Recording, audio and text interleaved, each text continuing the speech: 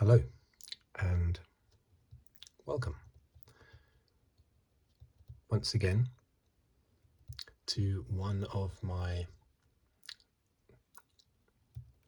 F1 2022 review videos, as I've been doing all season.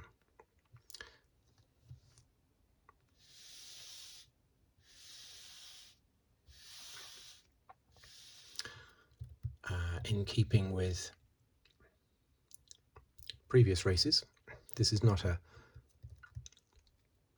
blow-by-blow account of what happened in the race necessarily. It's just me making general comments about how the race went after I have listed on here top 10 finishing positions, top 10 drivers' championship positions, and the 10 constructor championship positions. So let's go. So this was round 13, and it's Hungary, wasn't it? For a moment there, I temporarily forgot Hungary. Make sure the focus is okay. So here we go.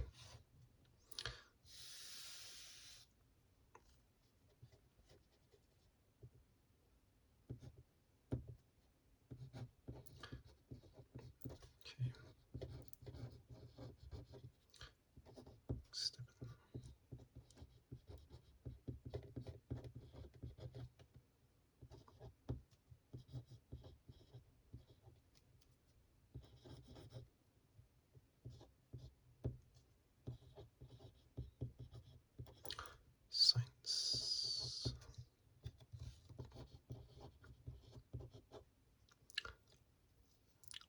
Let's check the focus.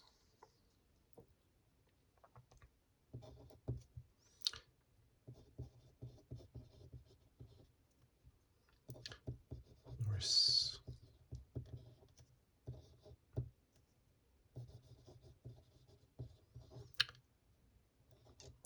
So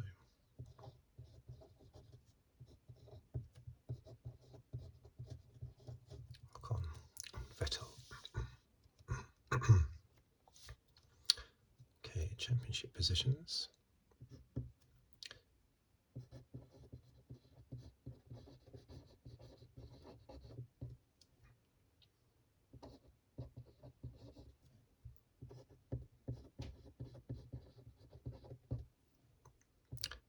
Seven, eight.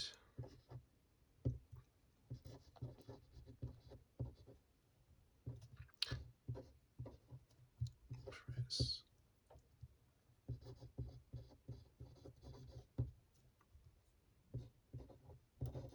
Russell.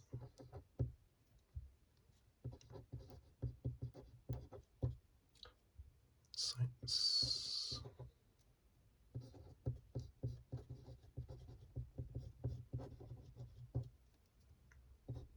Hamilton. 7th, Norris. 8th, Ocon.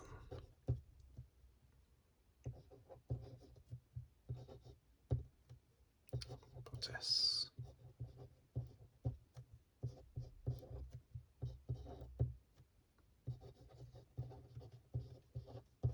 Alonso. Just in focus. Now the constructors.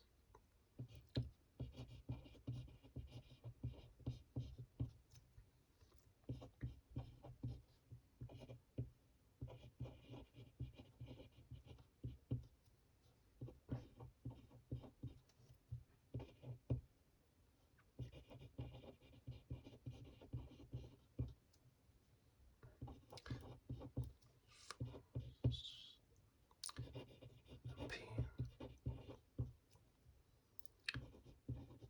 99.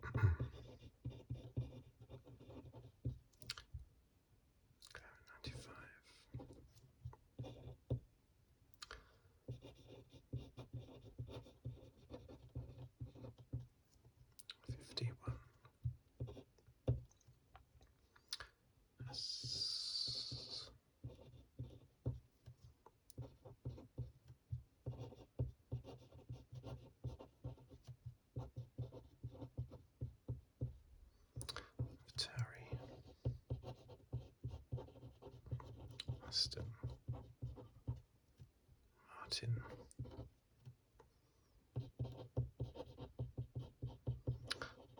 Williams. 3. I think that's correct. Let's just quickly run through that. Karen, Hess, 31, 334, 304, 99, 95, 61, 51, 34, 27, 23, 258, 178, 153, 8, 12, 56, 146, 76, 58, 46, 41. Okay. So that's all correct. Let's get my special red pen ready. Okay. Still got a bit of the cough left that I had last week. So I think the first thing to say about that race was how similar the finishing order was, of course, to France. We know that the top 3, obviously, that won't be news to anyone. It was the same as France. Sainz and Perez, they were the other way around in France. 8 of the top 10 in Hungary were in the top 10 in France. The only differences were Leclerc and Vettel were not in the top 10 in France. Instead, we had Ricciardo and Stroll. And the other similarity is that the Aston Martins came 10th and 11th in Hungary, and they came 10th and 11th in France as well. Just the other way around, with Stroll in 10th and Vettel in 11th. So that's quite interesting. But the actual race itself, well, it was all about tyres. Most races are, of course, but this one even more so about tyres. But let's just go down the drivers, commenting on each one. Verstappen, 10th place on the grid, and a 360-degree spin, and he still wins the race. He was lucky with the spin. He could have easily ended up in the wall, basically, with that spin. So he was very fortunate. I remember it reminded me of Nigel Mansell doing a full 360-degree spin at Imola in 1989, whilst trying to overtake Berger's McLaren for 2nd place, I think, if my memory serves me correctly. He went to overtake, I think Berger sort of gently shoved him a bit wide and onto the grass. And Mansell did a 360-degree spin at about 180 miles an hour or something, but managed to fortunately end up pointing in the right direction. And that's not all down to luck. Just with Verstappen, there is car control involved, but you still have to have, obviously, a certain amount of luck for it not to go horribly wrong. Mansell, of course, retired from that race not long afterwards, but nothing to do with the spin. It's because his gearbox always broke down pretty much every race in 1989. In fact, he only finished 6 races in 1989, and they were all on the podium. 2 wins, 2 seconds, 2 thirds, showing what he could do if his car didn't break. Anyway. So yeah, it's great performance by Verstappen, great performance by the team. They came in on their first stop a little bit early, didn't they?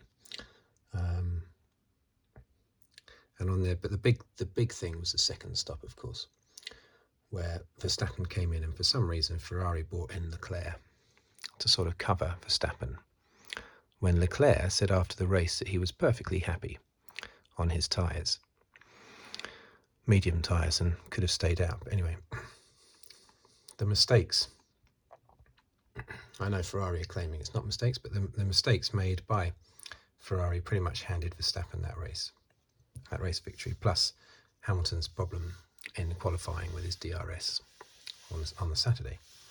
So in the end, Verstappen ended up with quite a comfortable, easy win, just because the team as a whole didn't make any mistakes, apart from that 360-degree spin, which didn't even seem to flat spot Verstappen's tyres, amazingly.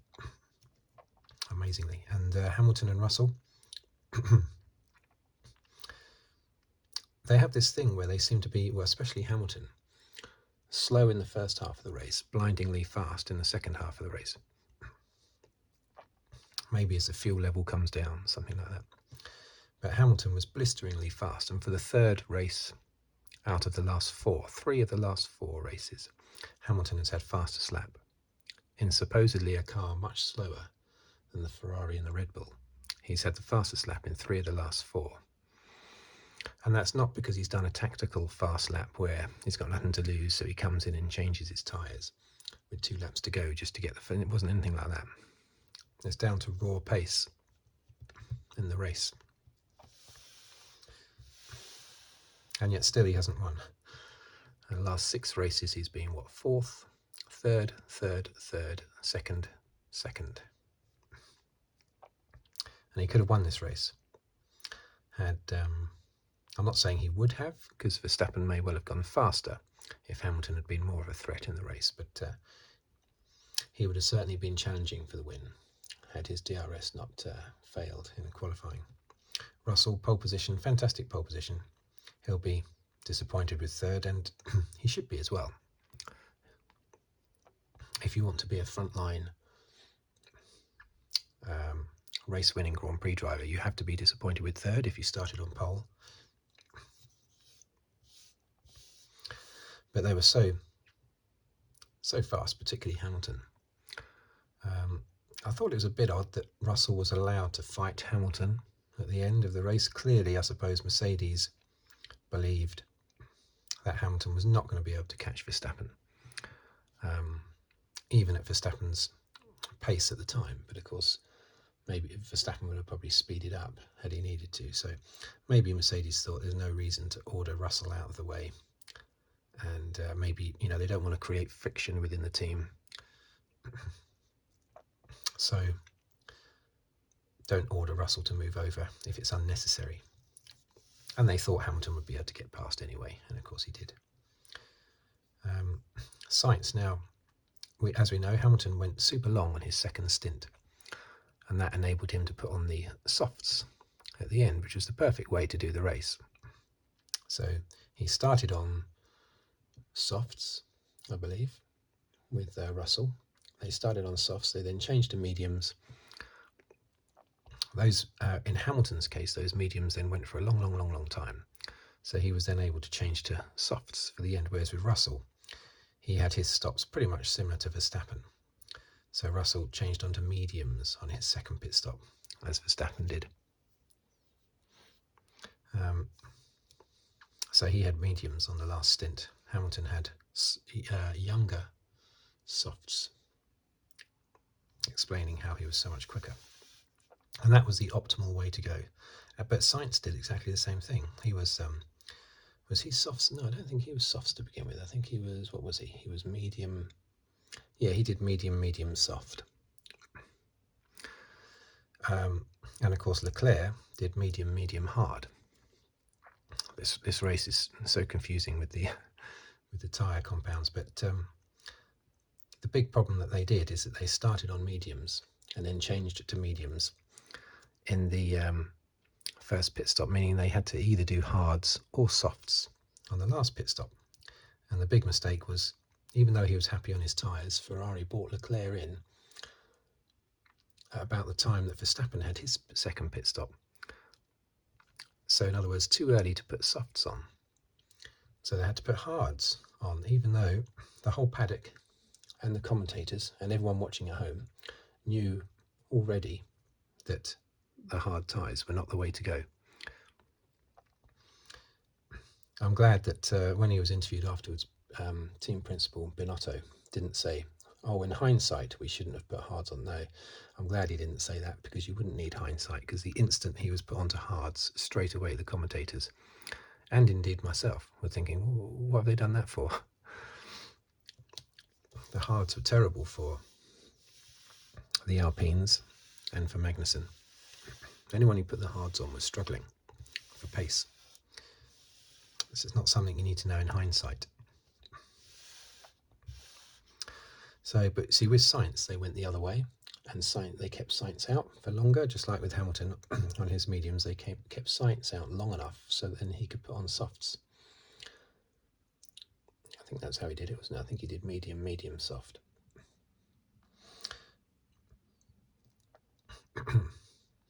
But Leclerc, they totally messed up his race with the tyre strategy.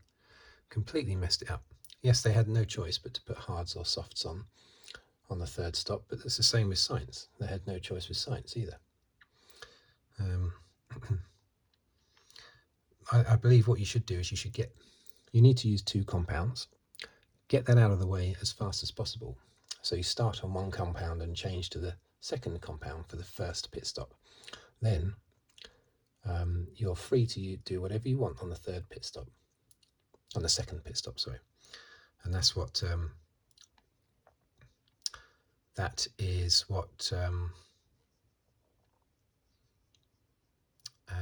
pretty much everyone else did, basically. They got their 2 compounds out of the way in the first 2 stints. But with Leclerc, they didn't. He was medium, medium. So that messed it up. I mean, Sainz was also medium, medium, but they kept him out longer. So he was able to go onto the softs at the end. But anyway, total mess for Ferrari.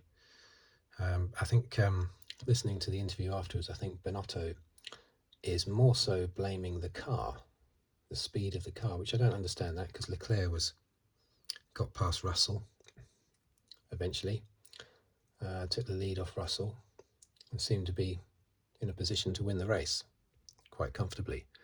But Binotto is saying the pace wasn't there. Strangely, Sainz, though, is sort of backing that up and pretty much blaming the speed of the car as well. It's odd, but Leclerc's definitely not doing that. But yeah, Binotto seemed to be blaming the car and not the strategy.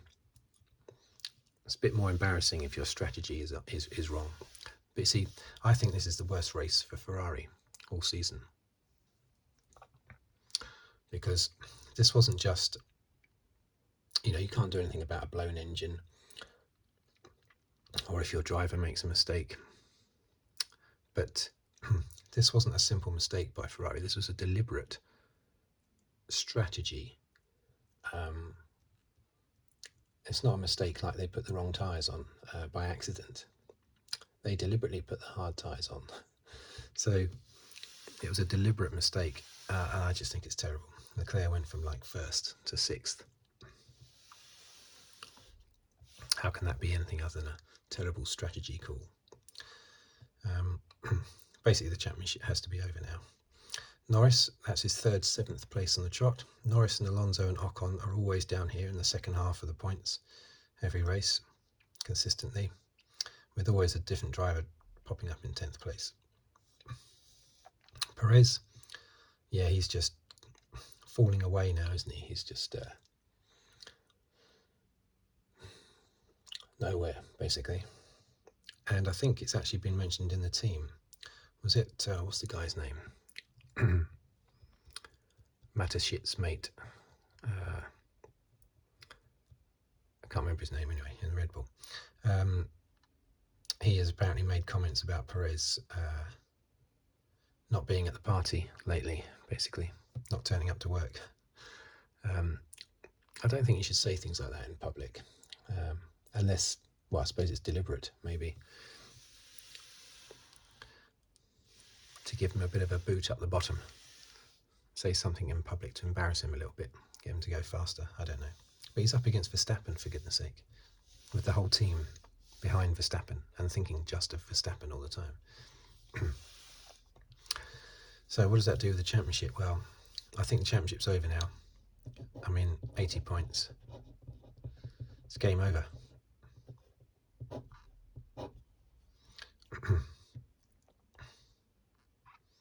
Game over, isn't it? And Perez, well, he's not in the championship hunt anyway, so forget about him. Russell, 100 points behind Verstappen. There you go. So Russell, Sainz, Hamilton, they're all out. Look at that, Sainz, Hamilton could well get, Russell's just got back past Sainz again. Hamilton could well get past Sainz. But it's amazing that Hamilton's had 5 podiums on the trot and 3 fastest laps in the last 4 races, and yet still he's in 6th place in the championship. But look how he's pulled out, well clear of everyone behind him now. Those 6 comfortably out front. But really, it's game over now. These 5 are going to all close up. They're quite close already. Only 32 points between Leclerc and Hamilton. 80 points between Verstappen and Leclerc. It's incredible. I keep saying it, but you know, the first 3 races, Leclerc had already won the championship after 3 races. Verstappen certainly thought so. So it's just incredible. Ferrari and Leclerc were already world champions after round 3, which I think was Australia. And look at this. I draw attention to this every race, but Ferrari now just 30 points ahead of Mercedes. And Mercedes, because they've not had reliability issues, they're not going to have loads of penalties later in the year to do with their power units. Plus, there's also this thing about the wibbly-wobbly floor of the Red Bull and the Ferrari, and whether or not that's going to have to be changed. We'll find out at the next race. Probably not, because I think it's legal. There just needs to be something needs to be changed in the rules and regulations just to allow it, basically. But I don't think it's going to be altered. But both Red Bull and Ferrari are saying, so what if it is? It makes no difference to our racing if we have to tighten up the floor. So I don't think anything will come from that. But 30 points between them is amazing. Alpine and McLaren just 4 points.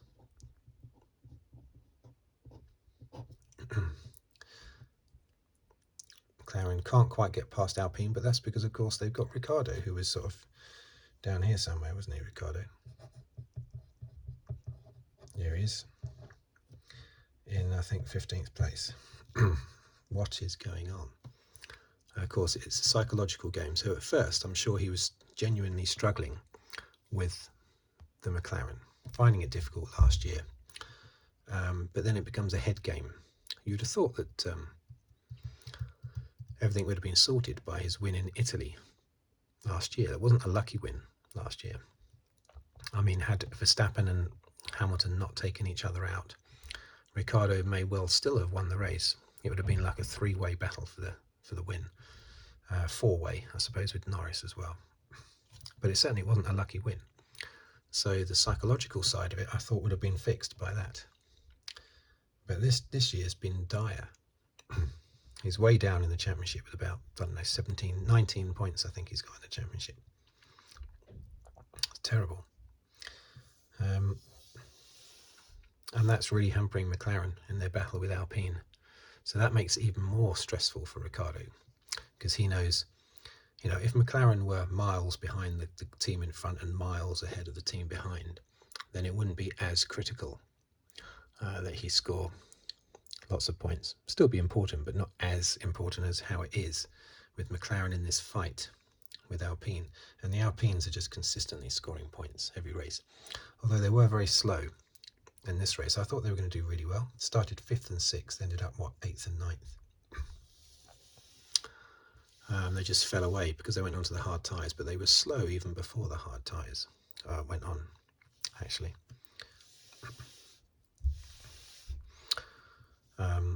Alfa Romeo, yeah, Bottas, he was Was he the only retirement? He was certainly the first retirement. But I mean, he hasn't done anything of late. Hess. Well, the previous two races they did okay, but not this race. AlphaTauri, very disappointing, nowhere. Aston Martin, very disappointing. Both of those teams are terrible this year. And Williams, well, Williams are Williams, unfortunately. So, but Alpine, of the rest, Alpine are the ones that are standing out, and not just because they're in fourth place, best of the rest. They are standing out in the races, but they just had a very lackluster. But you see, even though they had a lackluster race in Hungary, still in the points on hard tyres. Still, both of them got in the points.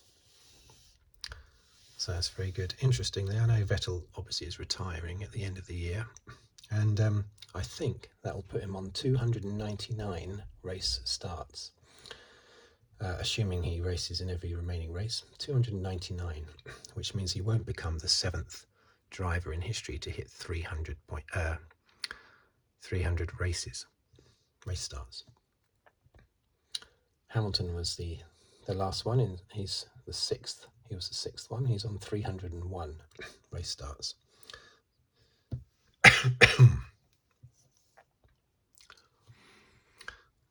Vettel will finish, I think, on 299, which is unfortunate for him, but there you go. Verstappen, that was his 28th win, which of course just puts him ahead of Jackie Stewart on 27. Jackie Stewart was at the top of that chart for most wins, on 27 wins, up until the Belgian Grand Prix of 1987, which Alain Prost won. And I think that was Alain Prost's 28th win, or was it his 27th win? Was he equaling Jackie Stewart at that race, or passing Jackie Stewart? I think passing. Anyway, so Verstappen is up there now, 28. He's only 3 behind Nigel Mansell.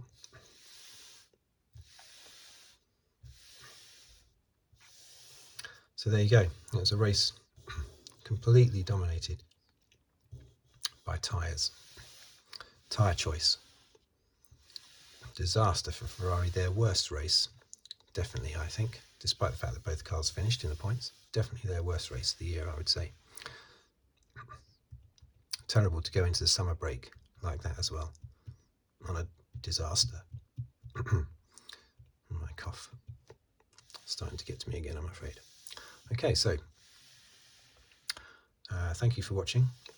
Thank you for listening. My cough will definitely be gone by the next Grand Prix review video in about 4 weeks' time or something. So thank you for watching. Thank you for listening. If you'd like to subscribe, please do so. Just trying to think if there's anything I've left out. There always are things that I've left out.